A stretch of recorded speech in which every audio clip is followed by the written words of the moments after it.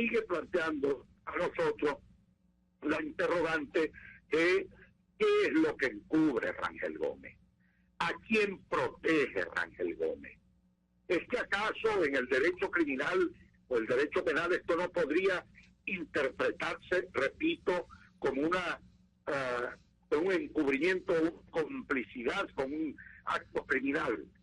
¿Es que acaso esto no pudo haber permitido a los asesinos ganar tiempo para que escaparan? Así es. Bueno, son muchas las interrogantes, Luis, Gustavo, que están en relación a el no querer dar la cara, al negar ese crimen, al negar esa masacre y a seguir burlándose de la población. Y por otra parte, yo creo que esta situación no olvidarse. Aparecieron los desaparecidos, entregaron los cadáveres, fueron enterrados y le echamos tierrita a eso. Esto tiene que seguirse investigando porque el problema no se paraliza allí como correcto. Fiscal, el caso no puede cerrarse, sino que allí estamos en presencia de un paraestado.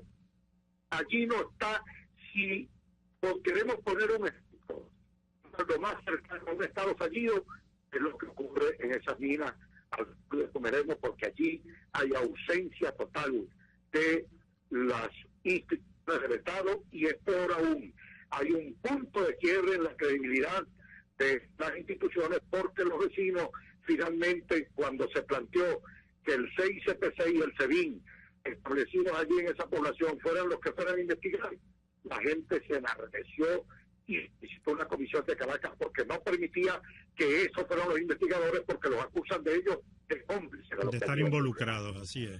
Andrés, vamos a un corte y ya regresamos aquí en Contigo. Usted escucha Contigo, solo por RC. Sí, señor, continuamos aquí a la 1:20 de la tarde en Contigo con Andrés Velázquez. Recuerda, si te quieres comunicar con nosotros para que participes activamente por la mensajería de hilo 3456, 1000 bolívares más básico más IVA, y también por los teléfonos 0212-482-9750. Continuamos contigo, Andrés.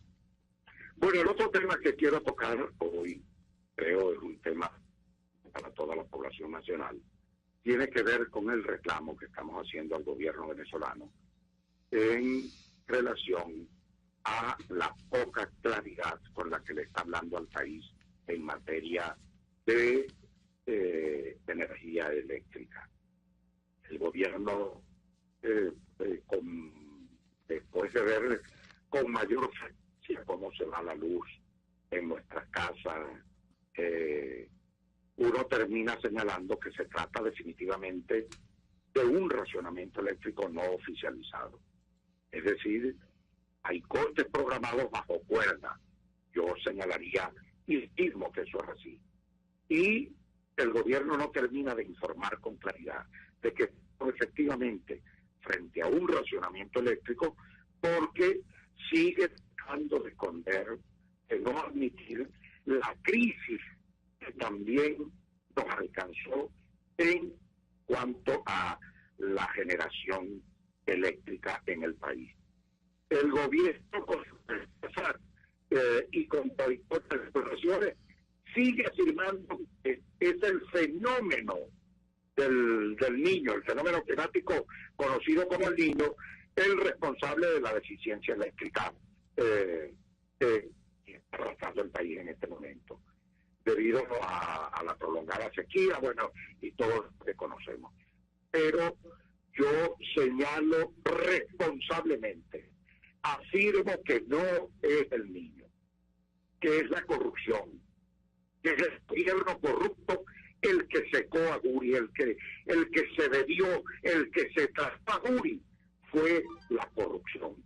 Y digo, lo señalo con toda la responsabilidad del caso, porque el año 2002 los técnicos de las desaparecidas de ELCA plantearon a este mismo gobierno, le hicieron una serie de recomendaciones mediante una planificación que iba a permitir que para año seco nosotros pudiéramos tener la compensación necesaria que el Guri no produciría, es decir, la compensación de producción eléctrica mediante la instalación de todo un sistema de generación termoeléctrica.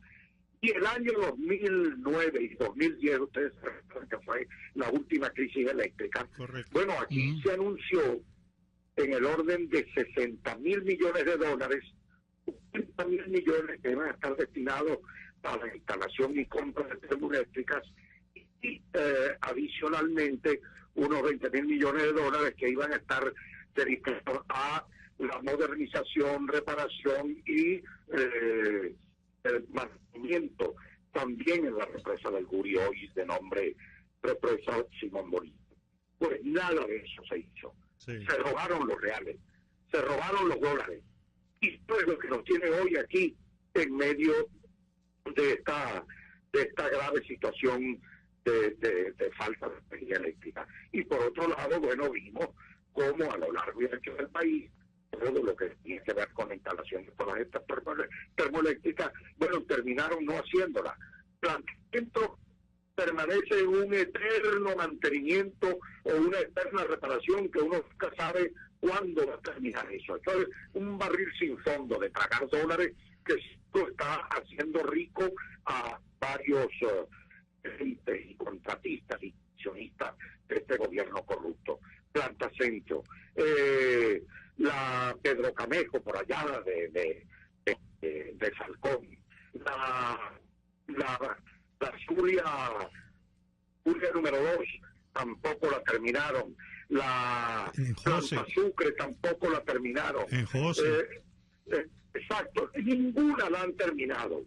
Y por esa vía nosotros podríamos estar produciendo 4.000 o 5.000 megavatios que pudieran perfectamente haber compensado lo que hoy no está produciendo Guri. Y resulta pues que nada de eso se hizo, repito, porque se robaron los dólares. Y hoy la población venezolana está pagando consecuencias. ¿Cuál es la situación del lago hoy?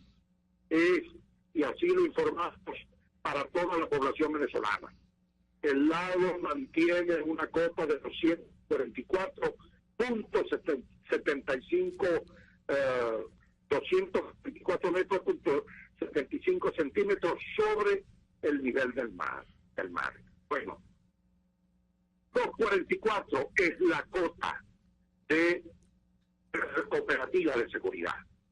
Cuando lleguemos a 244, en un descenso de 15 o 16 centímetros por día, que es lo que va teniendo el lago, nos quedan 5 o 6 días adicionales para alcanzar la cota de 244 metros, que es la cota, repito, de máxima seguridad operativa para el lago. A partir de allí, hacia abajo, hacia la cota 240, bueno, entramos en el colapsamiento total, porque si alcanzamos costa 240, habrá que parar la sala de máquinas 1 y la sala de máquinas 2 en su totalidad, porque mantenerlas en servicio o generando sería exponerlas un daño total, permanente e irreversible, porque ya bajo ese nivel ya no podrían operar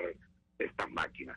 De tal manera que el gobierno no termina de decirle a los venezolanos que nos estamos acercando a una suerte de colapso total en materia de energía eléctrica en Venezuela.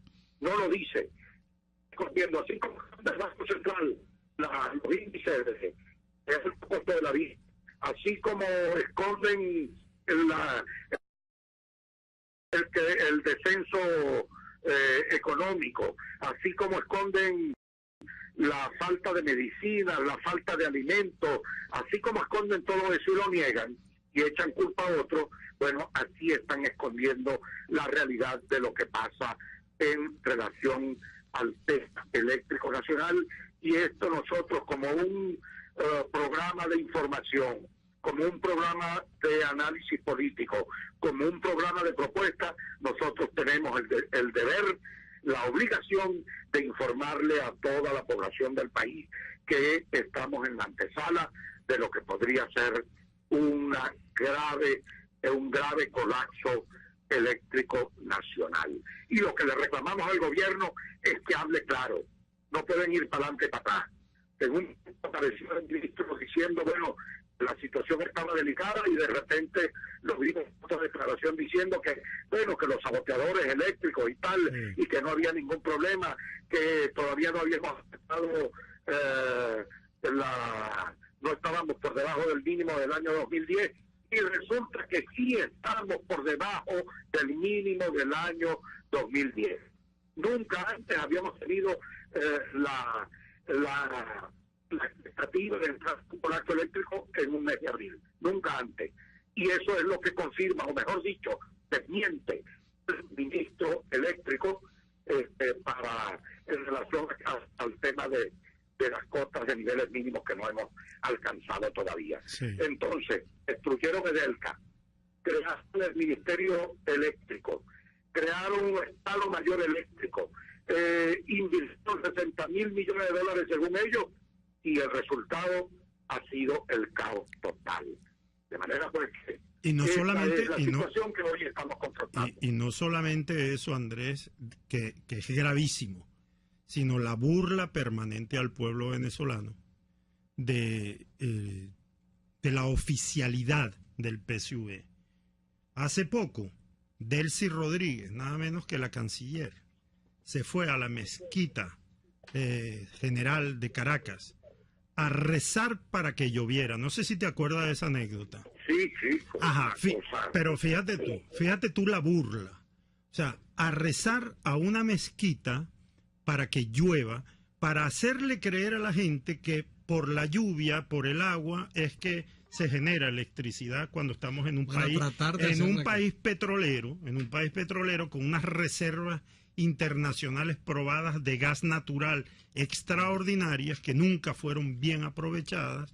¿Y por qué no aprovechó la visita a esa mezquita, que además es una mezquita financiada por el Reino de Arabia Saudita, para preguntarles cómo hacen ellos para tener electricidad en un desierto donde nunca llueve, como Arabia? Donde el niño es permanente. Donde es un niño permanente, efectivamente.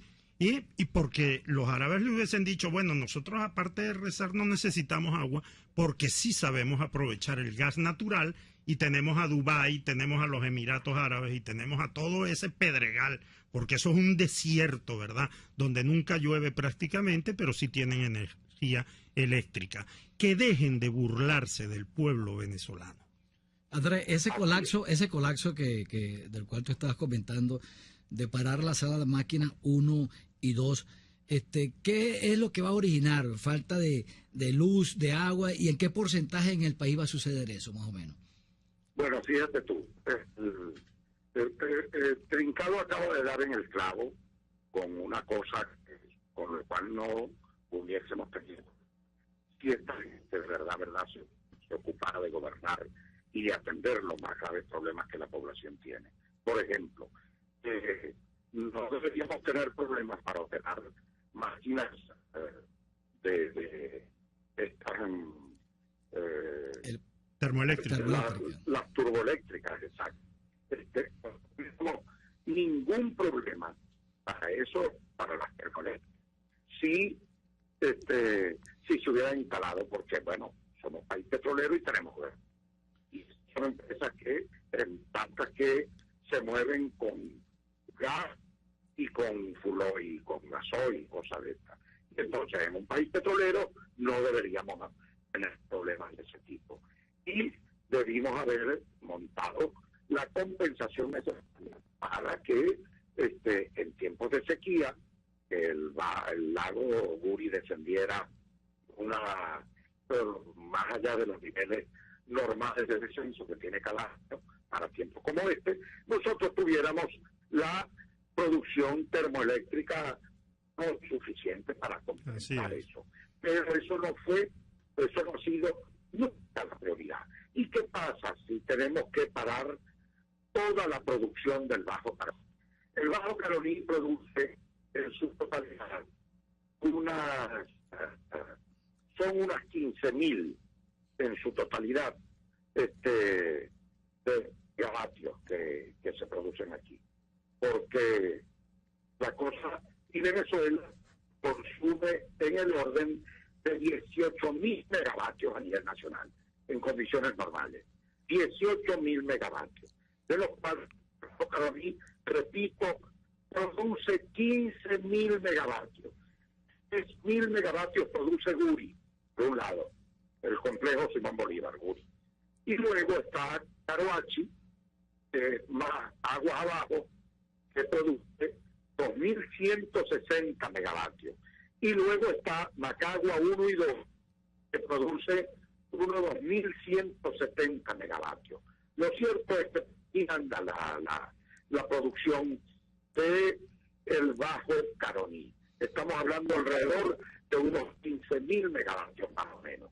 Entonces, si estos 15.000 megavatios salen en su totalidad, porque al parar Guri, se para también Caroachi y se para Macagua 1 y 2, porque Caroachi y Macagua lo que hacen es turbinar el agua que turbina Guri, que va en cadena, y es lo que hace que las otras plantas hidroeléctricas ahora funcionen.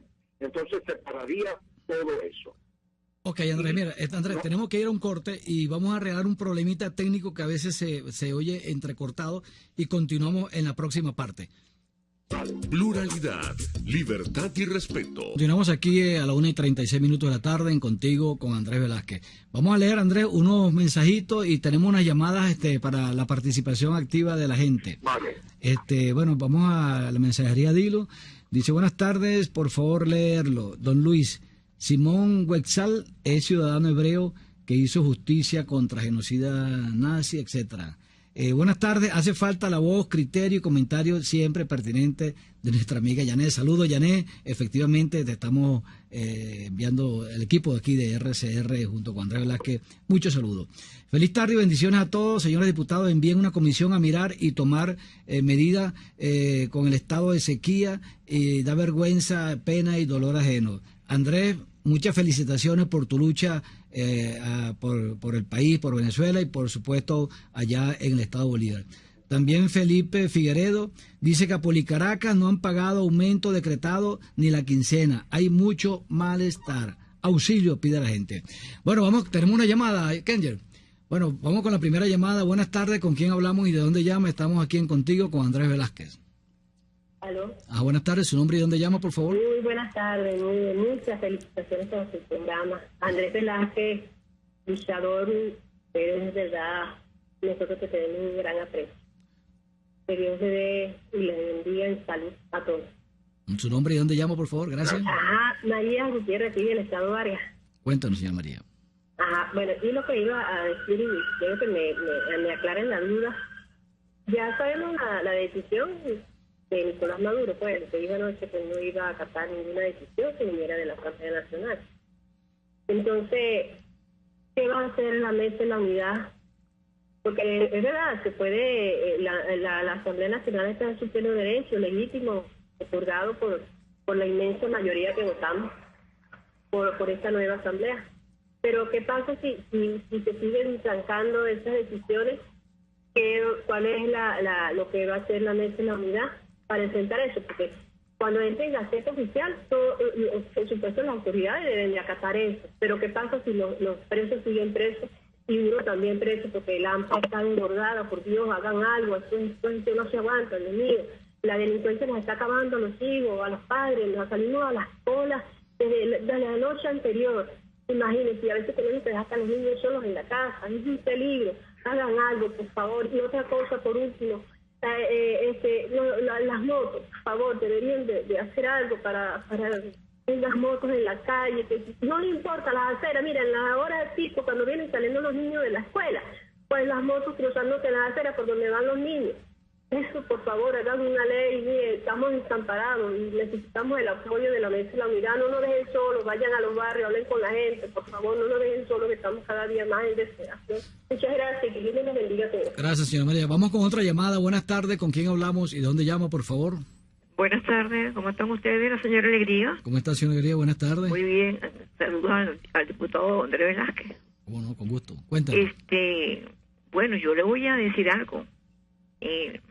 El GURE es monstruosamente bellísimo, es hermosísimo. Yo no sé cómo se ha llegado a esta situación. Yo estuve anoche en internet metida viendo la situación que hay y escuché lo que dijo el diputado Andrés Velázquez.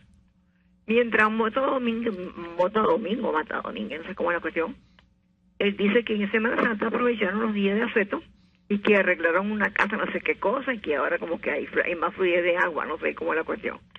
El asunto es que Jesse Chacón, él dice en internet, él dice que él no se robó ni un centavito, ¿entiendes? Entonces, si él no se robó ningún centavito, él lo mandaron para Rusia. Tengo entendido que le confiscaron todos los bienes allá, no sé si será verdad, pero la cuestión está que si él no se robó ningún centavo, él debe de venir a Venezuela y aclarar esta situación. Eso es todo. Hasta luego. Muchas gracias, señora Delguería. Buenas tardes, tenemos otra llamada. ¿Con quién hablamos y de dónde llama, por favor? ¿Será conmigo? Sí, con usted misma. Su nombre y de dónde llama. Quiero hablar con el diputado o exdiputado. Para mí será lo máximo de toda la vida. Por fin puedo hablar contigo. Velázquez, mi amor, Dios te bendiga. Gracias, ojalá necesitamos un dirigente como tú, mi amor, social. Oye, con sensibilidad humana, mi vida. Eres un personaje realmente, mira, ante Dios me inclino y me arrodillo. Amén. Pero tú mereces todo el honor, mi amor. Eres una belleza de persona, mi amor. Necesitamos un presidente de la República como tú, carajo. Ya te lanzaron, Andrés. Buenas tardes. Bueno, no tenemos más llamadas. Vamos a contestar, Andrés. Ok. Bueno, la amiga señora María de Vargas que llamó, ya vimos el estado de angustia. Una angustia muy compartida, además. Sí, señor. Muy compartida. ¿Cómo me oyen? Sí, bien, perfecto. Ahora sí estamos mejor. Ajá. Ok. Bueno, la noté en un estado de angustia por el tema de la delincuencia y además por el tema de qué va a hacer la mesa de la unidad en relación al hecho de que el gobierno no le presta atención a las decisiones de la Asamblea Nacional. Bueno, yo creo que la MUD tiene una agenda política y la Asamblea Nacional tiene también una responsabilidad desde el punto de vista legislativo y unas responsabilidades que está encarando en este momento. Y las va a encarar. Así y en ese sentido, bueno, yo diría que mucha fortaleza, mucha fuerza, mucha fe, mucha esperanza, señora María, de que efectivamente vamos a lograr superar esta crisis política que tenemos. Para mí, la crisis es Nicolás Maduro, eso es de nombre y apellido, y esa pandilla que gobierna con él. Y superar esta crisis que vive Venezuela en todos los órdenes, pues supone entonces superar el gobierno, salir de este gobierno.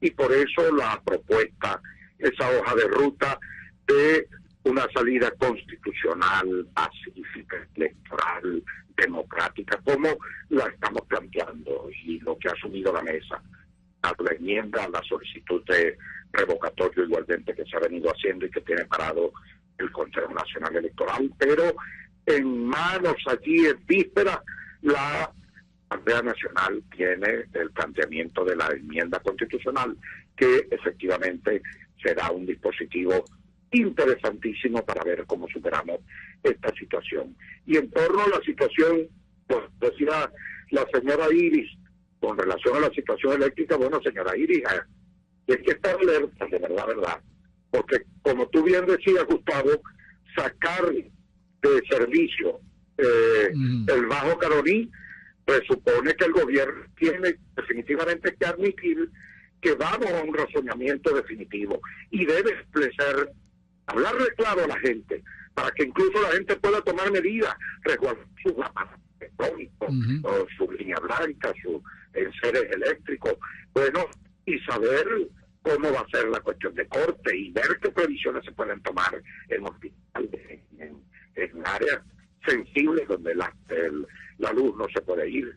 Definitivamente que estaríamos metidos en un gran rollo, de verdad, desde el punto de vista de calidad de vida y los benditos motores esos que viene hablando el presidente, como que si él estuviera viviendo no sé dónde, como que no conociera de la realidad de la electricidad o de lo que pudiéramos estar encarando, porque, bueno, no le paraba pelota eso de la crisis eléctrica, y uno lo ve hablando de productividad, uno lo ve hablando de los motores de la producción. Sí. Aquí no hay producción si no se cuenta con electricidad. Y, por ejemplo, pongo las empresas básicas de Guayana. Allí están ya muriendo cada uno.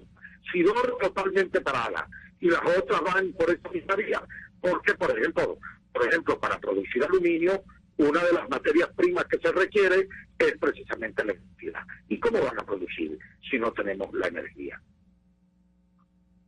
Ajá.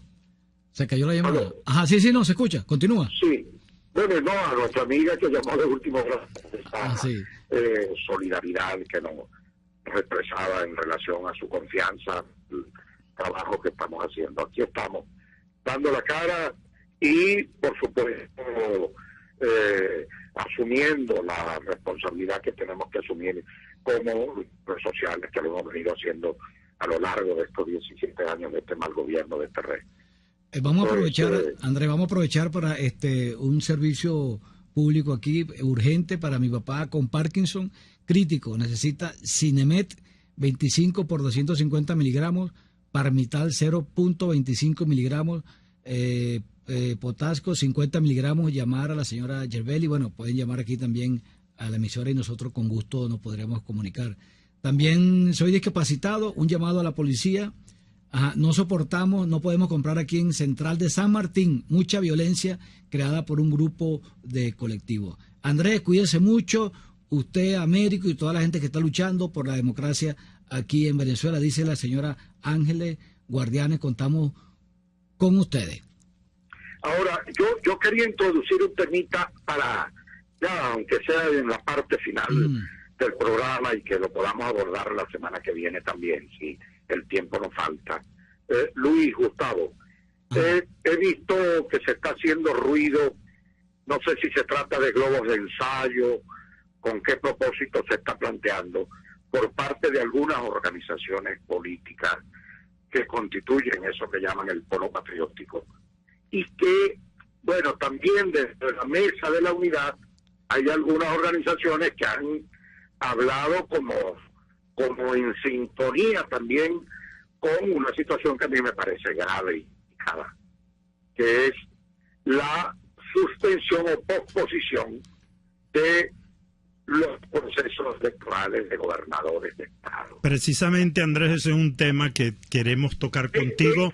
Al regreso queremos hablar precisamente de ese punto, porque forma parte de la discusión sobre la hoja de ruta que todos debemos emprender. Ustedes contigo con Andrés Velázquez, Trincado Luis. Sí, precisamente, Andrés. Tocas un punto muy necesario, porque además está en la palestra. Ayer nuestro compañero José Ignacio Guedes, secretario general de la Causa R, ofreció una rueda de prensa donde informó primero sobre el haber conseguido entre los proponentes de la enmienda constitucional un texto único que la Asamblea Nacional va a manejar, pero también un exhorto a todas las fuerzas políticas y a los partidos que conforman la MUD a fijar una posición contundente en defensa de algo que está previsto constitucionalmente y que no podemos eludir, que debe formar obligatoriamente parte de la hoja de ruta. Hay un cronograma. Que ya hay un cronograma, sí, exactamente, en el CNE, que son las elecciones a gobernadores, porque además, ¿en qué cabeza cabe que no se avanza en el cambio, que no podemos avanzar en el cambio si sustituimos a los 20 gobernadores del PSV que tiene el país? A lo mejor alguien en el estado Miranda o en Lara puede pensar que eso no le afecta mucho el cambio en las gobernaciones, pero yo estoy absolutamente seguro que en el Zulia la gente está desesperada por salir de Arias Cárdenas, como en Bolívar lo están por salir de Rangel Gómez, ¿y en Táchira? Como en Carabobo de Ameliacho, en Barinas del hermano Táchira de Vilma Mora, y en el Táchira de Vilma Mora. Decirle a esa gente que no es prioritario las elecciones regionales es tremenda irresponsabilidad. Así es. Bueno, y lo peor de esto es que uno a veces oye a partidos que están en la mesa también coincidiendo con estos temas. O con posiciones muy poco claras, dudosas en relación al tema. La gente del PSV ha venido diciendo o señalando que no se podrían hacer por la crisis económica. Si ese fuera el pretexto, tampoco hubiésemos podido realizar las elecciones parlamentarias el año pasado por la crisis económica. ¿Y quién puede tener, con qué autoridad alguien decirle al pueblo de Bolívar que nos tenemos que calar a Rangel Gómez un minuto más, un día más, allí al frente de esa gobernación? O esos gobernadores que tú nombrabas, ahí a Melias, a Tarek Laizami. Todos esos capos, pues los capos, y resulta que nosotros mismos le vamos a dar una prórroga. Así es. ¿Cómo darle prórroga a esta malandrería que está gobernando, a estos planes que gobiernan en el país? Es imposible, definitivamente imposible. Constitucionalmente van estas elecciones y, en nuestra opinión, esto jamás podría suspenderse, y mucho menos en el caso de la oposición venezolana, que estamos amarrados, comprometidos con esta hoja de ruta de cambio para el 2016, cuyo documento fue leído precisamente por la Mesa de la Unidad Democrática, por su coordinador Chuo Torrealba, y donde precisamente el tema de las elecciones de gobernadores forma parte de ese cambio. Sí. Ciertamente, allá en Miraflores está, diría yo, el epicentro del problema, pero eso está como el cáncer cuando hace metástasis, regado a lo largo y ancho del cuerpo del país en esas gobernaciones que esta gente gobierna y de la cual nosotros tenemos que zafarnos, liberarnos también. Y el cambio es nacional, es en Miraflores y es en las gobernaciones de todo y cada uno de los estados, y después continuará para las alcaldías. Esa es la ruta, claro, en definitiva. Porque además, Andrés, hay algunas voces muy aisladas, afortunadamente, que quisieran poner esto como un dilema. No, primero Maduro, luego, ya va, un momentico, todo va en un conjunto, porque cuando tú hablas de cambio, tú hablas cambio de las estructuras, de las políticas, del status quo, de lo que estamos viviendo.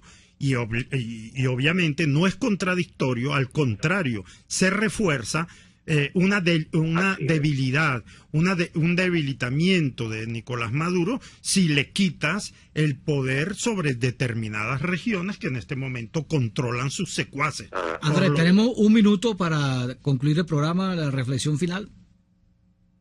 Bueno, en esta reflexión final, el tema es que estemos atentos a este problema de crisis eléctrica que el país pudiera estar confrontando si la condición de sequía continúa. Repito, estamos a 75 centímetros. 75 centímetros que con menos de un metro. Descenso, menos de un metro, que con un descenso de 15 centímetros diarios estaríamos hablando de 6 días adelante, más o menos aproximadamente, para llegar a los 244 metros, que es la cota de seguridad operativa de Juri. A partir de allí hacia abajo, en cualquier momento, hasta las 2:40, podría darse una situación de colapso eléctrico. Atento con eso. El gobierno tiene que hablarle claro al país. El gobierno no puede seguir pretendiendo engañar y mucho menos manipular con el cuento del niño. Un niño. Es la corrupción, es la insensibilidad y la incompetencia de este gobierno lo que nos colocó en medio de este desastre. Así es. Bueno, así llegamos al final de nuestro programa por el día de hoy. En la Dirección General de la Estación, Jaime Nestares. En la Gerencia de Información y Opinión, Javier Pereira Díaz. En la Gerencia de Producción, Claudia Camperos. En la producción, Keller Jaramillo. En la producción de contenido, Ulises Trincado, Gustavo Lainet. En la asistencia de producción, Lewin Granado. En los controles, César González. Y por supuesto será hasta el próximo miércoles.